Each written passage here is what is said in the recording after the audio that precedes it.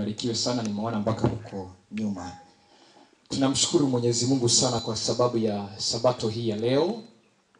Ameturuhusu ili kwamba tukutanike hapa kwa minajili ya kusikia kutoka kwake, kwa minajili ya kubariki vitongoji hivi vya Kikambala kama ndio jina lake, na kwa minajili ya kuandaa wengine wengi pamoja nasi kwa sababu ya kuja kwa Yesu Kristo kwa mara ya pili. Na kabla sijaanza hubiri la mchana huu, niruhusu ya kwamba ni mlete kwenye ama niwalete kwenye watu wawili. Imesadifika, si jambo la kawaida mimi kuhubiri huyo mtu wa pili akiwa miongoni mwetu ama akiwa in the audience, lakini leo imesadifika kwamba yuko, kwa hivyo nitamkaribisha na yeye. Mtu wa kwanza ambao nitamwalika, nataka kila kijana muangalie vizuri kabisa. Kuna sababu kwa nini nimesema hivyo. Ashushe mask chini akiwasalimia na muangalie vizuri kabisa. Hii sababu hiyo mimi najua kwa nini nimesema hivyo. Kwa hivyo ninamkaribisha mke wangu ili kwamba wasalimie. Happy day. Happy Sabbath. Asante. Si kila kijana amemwona? Yuko na nyinyi kikundi cha Msayo hapo, kwa hiyo WhatsApp group yuko hapo ndani. Kwa hivyo tafadhali. Haya, sawa. Hilo limeeleweka. Mtu wa pili ambaye yuko katika kongamano hili ni mama yangu mzazi. That is a good coincidence for her to be here, and I'll do well to invite her as well. Mama, tafadhali simama ili kwamba usalimie kongamano hili. Aone the preacher's mom. Yuko huko nyuma kabisa, ndio yule. Asante, karibia sana. Kwa kuwa muda umeenda, tunaomba. Baba, katika jina la Yesu Kristo, ningependa nikushukuru kwa sababu ya fursa nyingine tena ya kunitunuku ili kwamba nikanene kwa niaba ya mbingu. Ni mwito mkuu na mwito wa kipekee sana. Na basi ninapofanya jukumu hili na kuomba kanifiche nyuma ya msalaba, wakakuone wewe mwana kondoo wa Mungu anayezichukua dhambi za ulimwengu. Iwapo kuna neno lolote ambalo nitalitaja ambalo litavutia sifa na utukufu kwangu, ziba akili yangu na mawazo yangu ili kwamba nilisahau kabisa. Na yale ambayo yatainua utukufu kwako, sifa, ninakuomba Mwenyezi Mungu usiniruhusu nisahau hata kipengele kidogo cha neno hilo. Chukua hatamu ya mkutano huu sasa na hata tamati yake. Kwa imani tumeomba kupitia Yesu, na kila mmoja anayenuia kusikia kutoka kwa Yesu aseme amina. Amen. Amen. Mada yetu ya mahubiri, I will go. Nitakwenda. That is the sermon title ambayo tutaoperate now this particular Sabbath. I will go. Nimegundua jua linakuja hivi, mkiumia sana mtafute tu kivuli huku. There is no any law that will have broken when you do that. Mwenyezi Mungu ameruhusu ili kwamba pawe na kanisa lake katika uso wa ulimwengu huu. Na sababu ambayo kwalo Mungu ameruhusu ya kwamba kanisa lake liwe ni kwamba kupitia kanisa la Mwenyezi Mungu, mwanga mkuu wa ukombozi, upendo na fadhili za Mungu ambazo ni za milele zipate kutambulika katika pembe nne za ulimwengu huu. Na kanisa lolote ambalo aliweza kufikisha wajibu huo, alifikisha agenda ni kwa nini Mwenyezi Mungu ameliweka katika uso wa ulimwengu huu. Ndio maana baada ya kuwepo hapa ulimwenguni kwa kipindi cha miaka 33.5 kwa kuwa accurate, Yesu anapofunga misheni yake anawaambia, enendeni kote ulimwenguni mkawafanye watu kuwa wanafunzi wangu. The first word in that text ni go. Yesu asemi let them come, anasema go and make them disciples, mkawafanya watu kuwa wanafunzi wangu. Kwa hivyo Yesu anajua ya kwamba ni muhimu sana ili kwamba kanisa lake lifikishe agenda la kutangaza fadhili zake yeye aliyewaita toka gizani hadi katika nuru ajabu. Na mchana huu ili kwamba niinue kipengele hiki, nitatumia kisa cha Samueli wa pili, sura yake ni ya 11. 2 Samuel chapter 11. Na kwa sababu katika matukio hivi punde nimevutiwa na maisha ya Daudi, kuna masomo mengi tu ambayo Mungu ameniruhusu ili kwamba niafikie kama 8 hivi. Lakini leo nitapenda ili kwamba nizungumzie kipengele kimoja kumhusu Daudi na ufalme wake, haswa tukizungumzia swala zima I will go. Sura ya 11 ya Samueli wa pili, tunapata ya kwamba wakati huu taifa la Israeli tayari limepata ushindi kwa taifa la Ashuri, ama kizungu the Syrians. Na kwa sababu the Syrians walikuwa ni taifa kubwa lenye nguvu, lenye jeshi la kisawasawa, taifa ambalo Daudi alikuwa aandae vita nalo baada hilo ni Waamoni.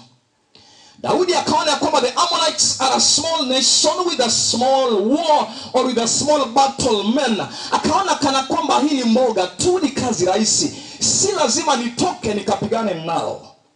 Na Biblia inasema Samueli wa pili mstari wa 11 mstari wake wa kwanza, ikawa mwanzo wa mwaka mpya, wakati watokapo wafalme kwenda vitani, Daudi akampeleka Yoabu na watumishi wake pamoja naye, na Israeli wote wakawaangamiza wana wa Amoni, wakausuru Raba.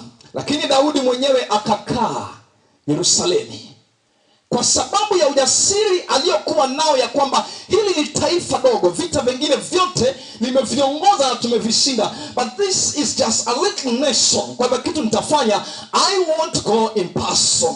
Nitachukua jeshi langu, nilikabidhi kwa mikono ya Yoabu ambaye ndiye mkuu wa jeshi langu, so that he can take charge of the battle. Kwa hivyo Daudi anabaki Yerusalemu akiwa hana wasiwasi ya kwamba atashinda vita hivyo. Mstari wa pili Biblia inasema kwamba verse 2, kawa wakati wa jioni, Daudi akaondoka kitandani, akatembea juu ya dari ya jumba la mfalme. Na alipokuwa juu ya dari aliona mwanamke anaoga, naye huyo mwanamke alikuwa mzuri sana, wa kupendeza macho. Daudi muda wake ambao hana kazi, the least occupied time of his moment, anaamua kwamba tembea katika juu ya dari ya nyumba yake, angalie himaya yake jinsi inapendeza na kuvutia. Na Daudi anapotoka, Biblia inasema kwamba macho yake yanamwangukia mwanamke ambaye anaoga. Isitoshe inasema ni mwanamke aliyekuwa mrembo sana. Azma yangu siku mzungumzia mwanamke huyo mchana huu, lakini ruhusu niseme hivi kwa lugha ya Kizungu: stagnant waters gather filth. Hukuelewa hiyo, acha niseme kwa ile ambayo umeelewa kawaida. An idle mind is the devil's workshop. Kwa sababu maisha ya Daudi yalikuwa mpaka sasa ni kama maji yaliyotulia, a stagnant water, nothing occupies it. Anatoka nje ili kwamba angalia what is going on around, na kwa sababu ya hana anything occupying his head, anaangukia mwanamke ambaye ni mrembo. It is idleness ndiyo ile kupeleka kwa social media, because you didn't have an agenda there. You find yourself looking at what you didn't intend to look at. Hakuwa na agenda. When you are idle, you are prone to gather filth. 27 years old young man who is preparing for a family will sit and watch at comedy. You're planning to be a father. Mungu akuone huruma. Because you went to the social media with no agenda. Hakuwa na agenda kabisa. When you picked your phone, you didn't have agenda why you're picking it from where it is. Kwa sababu hakuwa na agenda. A 25 years old lady who is preparing to be a wife finds himself candy crushing. No agenda. An idle mind, least occupied. You find yourself for the next 1 hour, you are candy crushing. You're preparing to be somebody's mother. That was the case na Daudi. Kwa sababu hakuwa ako occupied, atoka na macho yake kamwangukia mwanamke ambaye anaitwa Bathsheba. Na isitoshe, he did a second mistake. Hakumuona tu, aliangalia mara ya pili na kuhakikisha kwamba what he has seen is really what he wants. I want that thing to be steadfast, ili kwamba kusikosekane hata one word. God bless you for the good work. Anasema huyu mke ni wa nani? If you continue reading, let me explain for the interest of time. Katumana, yule mke ni wa nani? Kisha naambiwa huyo mke ni mke wa one of your very faithful soldiers, anaitwa Uriah. Tena isitoshe si Uriah mwingine, ni Uriah the Hittite. Very specific things. Okay. Na for David, after realizing ya kwamba huyu ni mke wa mtu, because his mind was idle and occupied, Nasema mlete. Analetewa mke wa Uraya. I have so much to say about that, but I'll not say about it today. Analetewa mke wa Uraya. Na baada kuletewa mke wa Uraya, kwa lugha ya Biblia anamjua. Na baada kumjua, after like 2-3, or let me say after 1 month, anapata text message. Hello David, I didn't see my period this month. David akajua hapa kimeumana. Kitu ambacho nilikifanya kwa usiri sasa kimelepuka. I thought I was doing what Solomon says, stolen waters are sweet.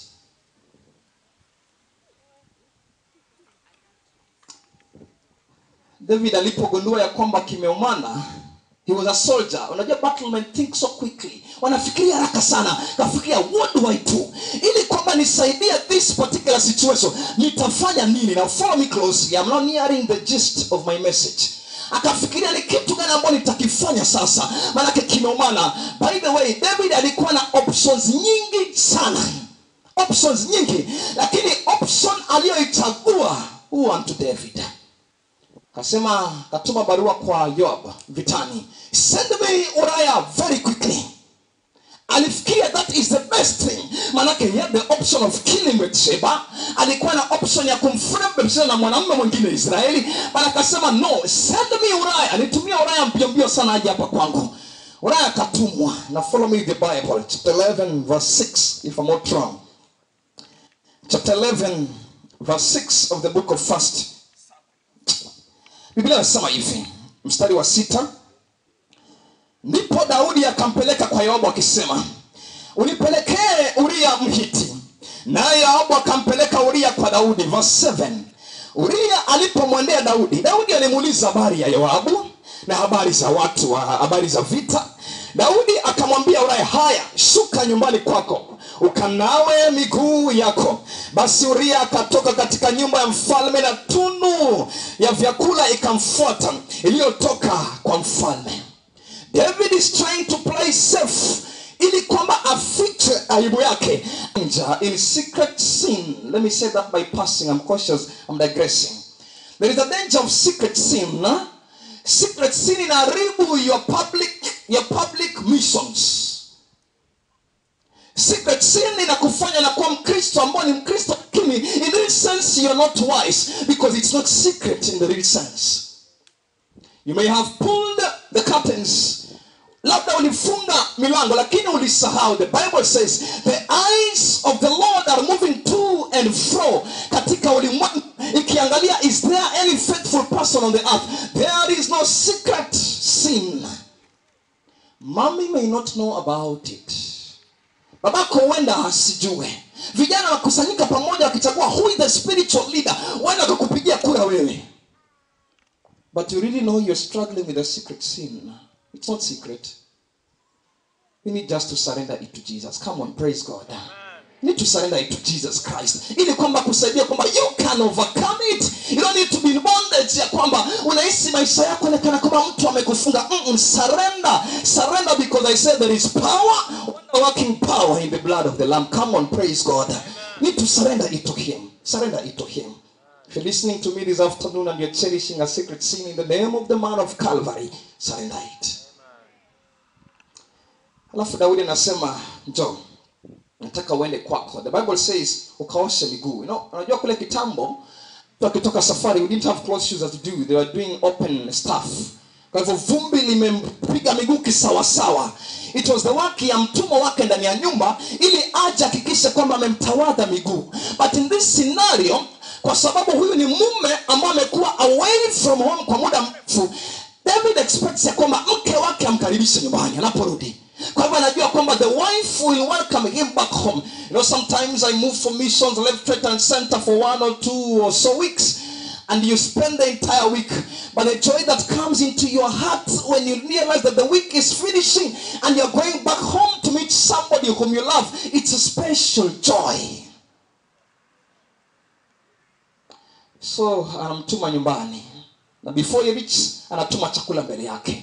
But Uriah does not go at home. Biblia inasema anabaki katika malango ya kifalme.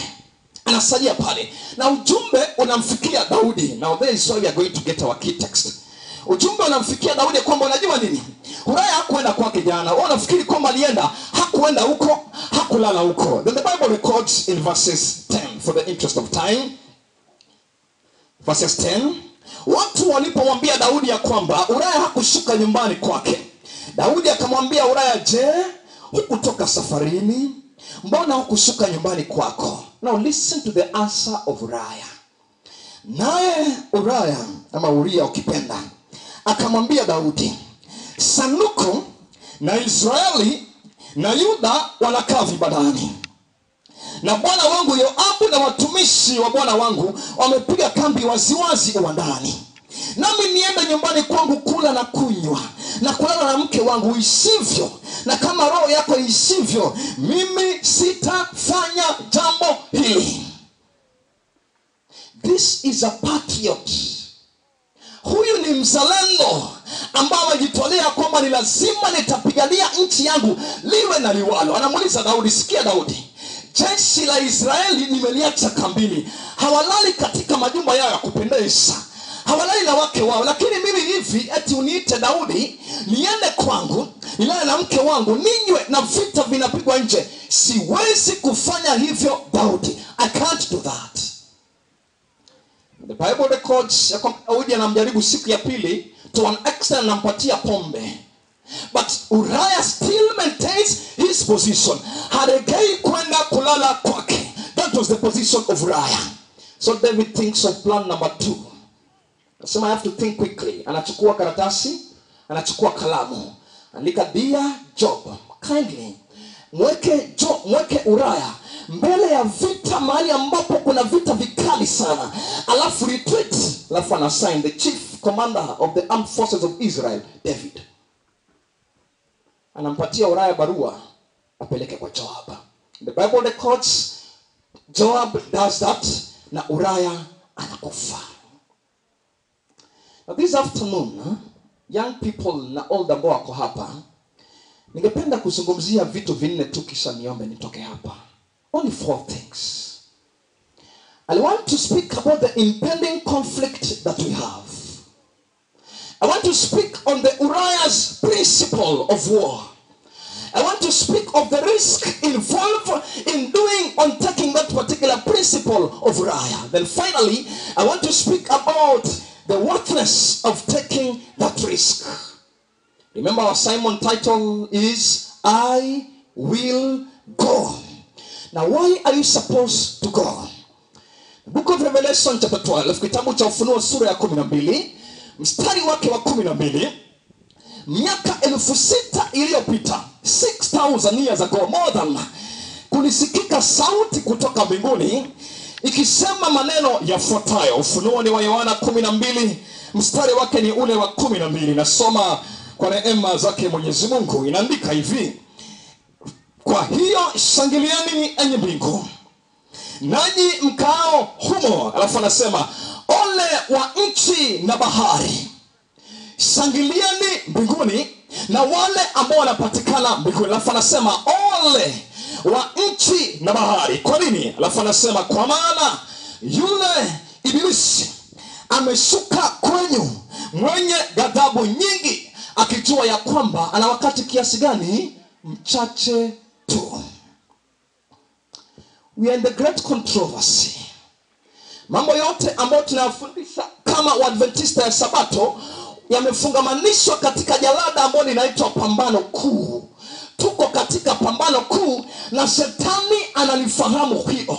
Pambano hili anajua ya kwamba anaenda kushindwa. Let me tell you that. The devil is well aware he has lost the battle. Lakini kwa sababu anajua ameshindwa, he will not want to get lost alone. Hataki kupotea peke yake. That is why ameshuka akiwa na ghadhabu nyingi, kwa sababu anajua ya kwamba akona wakati mchache tu. Now if you look at the book of Luke chapter 10 verse 17 and 18, note for those who are noting for the interest of time, Luke chapter 10, 17 and 18, wanafunzi wanarudi kwa Yesu Kristo, wanamwambia, ulipotutuma hata mapepo walitutii. Afu Yesu akamwambia, sikizeni bwana, nilimwona shetani akianguka kutoka mbinguni kama umeme. Yani Yesu anasema kwamba hasira ambayo alishuka nayo shetani kutoka juu ni ya kipekee. Anajua kwamba muda wake karibu unaisha. Anakusanya zana zake za vita kwa mara ya mwisho, ili kwamba hakikisha ya kwamba amejitwalia kundi lake ambalo atawaingiza katika moto wa milele. And that is why this year and for the next quinquennium tunaambiwa kwamba let us go before he takes more numbers into his kingdom. Praise God. Lazima tuende kabla ya chukua nambari zaidi katika ufalme wake. We must go. It must be an individual. By the way, that theme does not say we will go. The theme says I will go. So hata kama vijana wako wote watakuwa purpose in your heart to go alone. Miaka ambayo imepita kulikuwa na an emperor British anaitwa Cromwell. Mwaka huo kulikuwa na a lot of financial crisis in British or in Britain for that matter. Na katika makanisa mengi Britain kulikuwa kuna masanamu ya dhahabu ambayo yamechongwa hapo kanisani. Cromwell akasema, ni kwa nini uchumi unatuua tunazorota na mmechukua masanamu mmechonga kanisani za dhahabu na fedha? What are they doing in those churches? What we'll do, to melt down hizo sanamu za dhahabu na za fedha tuziuze ili kwamba tuboreshe uchumi wetu. That is the case with many Christians. We are statues in the Christian world. Tumekuwa stagnant katika maisha yetu ya Ukristo, na kuna mioyo nje ambayo inapotea, mioyo nje ambayo shetani anawavuta upande wake, because if we don't occupy them, the devil will occupy them. Katika pambano kuu hakuna mtu ambaye anabaki wazi. Either wewe ni wa Yesu ama wewe ni wa adui. So the impending conflict is real. And Isaiah chapter 14 from verse 12, Isaiah 14 from verse 12 anazungumza kuhusu huyu Bwana. Na ukiangalia verse 12 anasema, jinsi ulivyoanguka kutoka mbinguni, ewe nyota ya asubuhi, mwana wa fajiri, jinsi ulivyotikisa falme. If you jump to verse 17 anasema kwamba wao watakao kuona watashangaa, watasema huyu ndiye aliyetikisa ulimwengu. Verse 18, huyu ndiye asiyewafungua wafungwa wake. Listen, the devil akona principle ya kwamba akicapture haachili. Akicapture mtu haachili easily. And that is why we have a duty to go. Kwa nini? Kwa sababu the gospel iko na principle ya kwamba it is supposed to declare those who have been made captive free. Praise God. Ni injili ndio itakayowaachilia wale ambao wamefungwa mateka ili kwamba waachiliwe huru. And that is why it is an individual responsibility ya kila Mkristo to say ya kwamba I will go, because there are souls perishing. There are souls ambao wamefanya mateka wa shetani. Kuna souls ambao wanatamani kusikia kwamba Yesu anawapenda. And you and me ambao tumeuonja upendo wa Yesu Kristo, tumeonja fadhili za Yesu Kristo, tumeonja ukuu wake katika maisha yetu, it is our responsibility tumwambia kwamba onjeni muone ya kwamba Bwana ni mwema. Praise God. It is our responsibility. The young people outside here ambao wamefia katika tamu ambao wanahisi kana kwamba they are supposed to be committing suicide, but you have tasted of Jesus and you know there is hope in him. God expects you to shine light in the young of that young person. Kuna familia ambayo is in the verge of breaking apart, lakini wewe umeuonja uzuri wa Yesu Kristo, anaishughulikia familia yako. Mungu anatarajia kwamba uondoke ukaambia kuhusu ukuu na uwezo wa Mungu wa kuokoa. We must go because the impending conflict is real. Vita ambavyo vinatukabili ni vita vya kisawasawa. That is how we have a responsibility to go. After speaking about the impending conflict, niruhusu nizungumze about Uriah's principle of war. Msikia Uriah. Namwambia David hivi, sikia Daudi. Jeshi liko kule wanalala katika tents ama boots. Hawaishi maisha ya kupendeza vile. Alafu mimi wataka nijistareheshe na mke wangu, nikwae kwangu nile